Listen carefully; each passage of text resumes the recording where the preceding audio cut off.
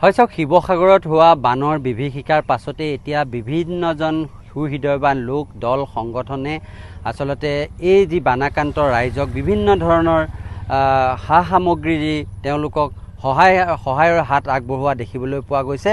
আপুনি যদি ৰাষ্ট্ৰীয় ঘাইপথটোত 5 মিনিটৰ কাৰণেও ৰখি দিয়ে তেতিয়াহ'লে এইফালেদি হাজাৰ হাজাৰ এনেকুৱা গাড়ী দেখিব যিসকলে বিভিন্ন ধৰণৰ খাদ্য সামগ্ৰী লৈ এই বানপীড়িত ৰাইজৰ কাষলৈ যাবলৈ তেওঁলোকে চেষ্টা কৰিছে। কিন্তু এখন ব্যতিক্ৰমী আমি গাড়ী দেখিছোঁ, যিখন গাড়ীত ট্ৰেক্টৰ এখনত ঘাঁহ এগালমান লৈ অহা হৈছে, ঘাঁহ লোড কৰি লৈ অহা হৈছে আৰু এই যি ঘাঁহখিনি তেওঁলোকে বানাত আক্ৰান্ত এই যি পশু আছে পশুধনৰ কাৰণে তেওঁলোকে আগবঢ়াইছে। আৰু এয়া ডিমৌৰ এখন বিদ্যালয় স্বৰ্ণ বিদ্যাপীঠৰ ফালৰ পৰা পশু খাদ্য হিচাপে তেওঁলোকে এইখিনি আগবঢ়াবলৈ চেষ্টা কৰিছে আৰু এটা ব্যতিক্ৰমী চিন্তা সৃষ্টি কৰিছে তেওঁলোকে। আমি বিভিন্ন সময়ত কৈ আহিছোঁ যে যিসকল বানত আক্ৰান্ত লোক আছে তেওঁলোকক বিভিন্নজনে সহায় কৰিছে, কিন্তু বানত আক্ৰান্ত হোৱা এই গৰু ছাগলী যিবোৰ পশু আছে তেওঁলোকৰ কিন্তু খাদ্যৰ যথেষ্ট নাটনি হৈছে আৰু সেই কথা চিন্তা কৰি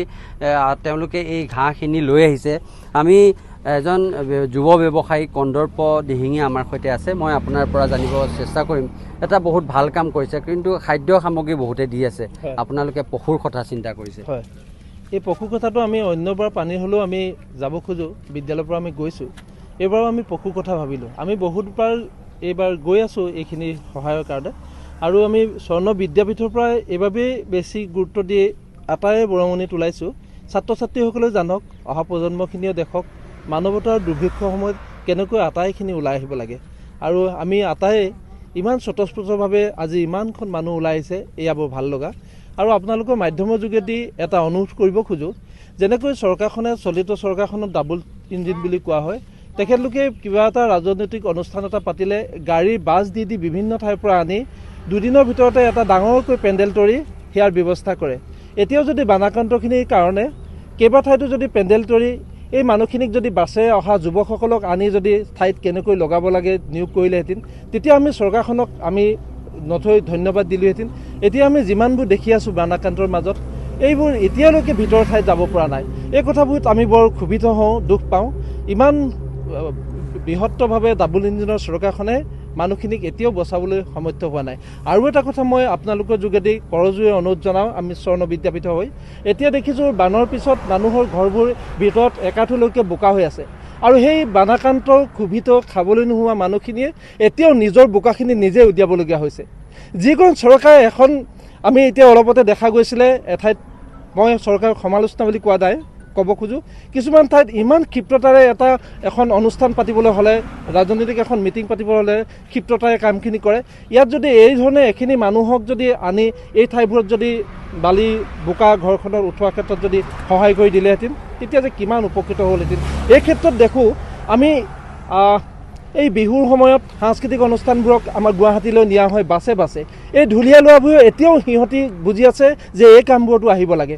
এই ঢুলীয়া লোৱাখিনিক যদি আৰু এদিনমান প্ৰশিক্ষণ দিয়ে, যদি সিহঁতৰ হাতত দা কোৰ দি যদি কৈ দিলেহেঁতেন, চিপৰাং দি যদি কৈ দিলেহেঁতেন, তোমালোক ব'লা, যিধৰণে তোমালোকে সাংস্কৃতিক অনুষ্ঠান ৰক্ষা কৰিছিলা ঢোল বজাই, এইদৰে চিপৰাং লৈ কোৰ এখন লৈ ব'লা গাঁও অঞ্চললৈ আৰু তোমালোকক এইবাৰ 25,000কৈ দিম, এই কামখিনি তোমালোকে 4-5 দিন সহায় কৰা। তেতিয়া যে কিমান ডাঙৰ উপকাৰ হ'লহেঁতেন, সংস্কৃতি ৰক্ষা হ'লহেঁতেন আৰু অসমৰ আটাইতকৈ গুৰুত্বপূৰ্ণ অঞ্চলখিনিত যি বানাক্ৰান্ত হৈ আছে এই মানুহখিনিও বৰ মানৱতাৰ উদ্ধত কাম হ'লহেঁতেন। হয়, আপুনি এটা ব্যতিক্ৰমী চিন্তা কৰিছে আৰু আমি আশা কৰিম যে চৰকাৰে এই যি চিন্তা তেওঁলোকে কৰিব, কাৰণ লাখ লাখ কাৰ্যকৰ্তা থকা বিজেপি দলে তেওঁলোকৰ কাৰ্যকৰ্তাসকলকো এই বান আক্ৰান্ত ৰাইজক শ্ৰমদান কৰি, আচলতে আৰ্থিকভাৱে নহ'লেও শ্ৰমদান কৰি তেওঁলোকৰ যি ঘৰখনত সোমাব পৰা ব্যৱস্থা কৰি দিবলৈ তেওঁ এটা পৰামৰ্শ দিছে। মই আপোনাৰ পৰা অকণমান ছাৰ জানিব বিচাৰিম, ব্যতিক্ৰমী এটা চিন্তা, পশুৰ কাৰণে আপোনালোকে খাদ্য লৈ আহিছে যিটো অতিকে প্ৰয়োজনীয় হৈ আছে এই মুহূৰ্তত। আমি আজি ডিমৌৰ, শিৱসাগৰ জিলা ডিমৌৰ স্বৰ্ণ বিদ্যাপীঠ নামৰ আমাৰ যিখন ছিনিয়ৰ ছেকেণ্ডেৰী আছে সেই স্কুলখনৰ তৰফৰ পৰা আমি আহিছোঁ। আৰু এইটো এটা আমি ব্যতিক্ৰমী বুলি ভাবিছোঁ, কাৰণ আমি পশুধনৰ কথাটো আমি সাধাৰণতে অলপ পাহৰি থাকোঁ বানপানীৰ সময়ত, যে আমি ৰাইজক, বানাক্ৰান্ত ৰাইজৰ লগতে আমি পশুধনৰ কাৰণেও আমি যদি এনেকৈ সহায় কৰিব পাৰোঁ, যথেষ্ট এইটো এটা উপকৃত হ'ব বুলি আমি আশা কৰিছোঁ। আৰু আজি আমি অলপ ভিতৰুৱা গাঁও এখনলৈ যাব খুজিছোঁ, এটা অঞ্চললৈ। আপোনালোকে জানেই যে আমাৰ সমগ্ৰ শিৱসাগৰ জিলাখনেই বানত আক্ৰান্ত হৈছে। শিৱসাগৰ বুলিয়ে নহয়, চৰাইদেউ হওক, যোৰহাট হওক। আৰু আমি আমাৰ শিক্ষানুষ্ঠানৰ তৰফৰ পৰা এটা যৎকিঞ্চিত আমি সকলোৰে সহযোগত ছাত্ৰ ছাত্ৰী, গাৰ্জেন, সকলো শিক্ষক শিক্ষয়িত্ৰী, কৰ্মচাৰী, আমাৰ শ্ৰদ্ধেয় আমাৰ অ'নাৰ দিহিঙীয়া ছাৰৰ এই সকলোৰে সহযোগত আজি আমি আহিছোঁ তালৈ। ধন্যবাদ জনাইছোঁ। আৰু মই দেখুৱাইছোঁ এইসকল স্বৰ্ণ বিদ্যাপীঠৰ সকলো শিক্ষক শিক্ষয়িত্ৰী আহিছে আৰু তেওঁলোকে আজি এই বানপীড়িত ৰাইজৰ মাজলৈ যাব আৰু তাত যিবোৰ পশু পক্ষী আচলতে এই খাদ্যৰ অভাৱত তেওঁলোকে মৃত্যুৰ সৈতে ক্ষণ গণি আছে, তেওঁলোকৰ বাবে পশু খাদ্যৰ যোগান ধৰাৰ ব্যৱস্থা কৰিছে।